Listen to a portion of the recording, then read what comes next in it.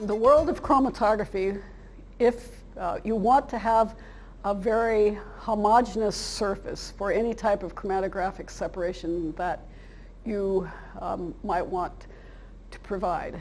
The carbon surface in its crystalline structure at minimum has two different types of sites.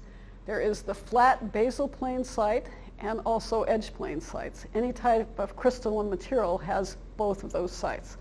So on all of the materials that are currently carbon stationary phases, they have both of those sites. We decided that what the world actually needed was a type of chromatography that had only one site, which would improve the performance by having only one site with one type of interaction energy that the molecules would see. And so we have actually made two different types of surfaces. One is all basal plane carbon, and the other one is all edge plane carbon. The all edge plane carbon surface, which we published recently, is very interesting if you think about it.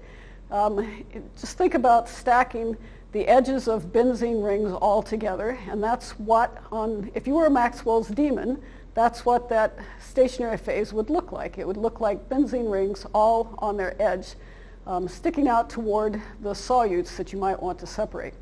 That's an interesting type of surface in that those edge planes are typically more polar than your conventional flat carbon basal plane type surface. So one of the types of interactions that the world would like to have in carbon surfaces is something that's a little bit more polar than your conventional type of graphitic carbon, and edge plane carbon is exactly that. So it's a type of carbon that's designed for the separation of polar analytes.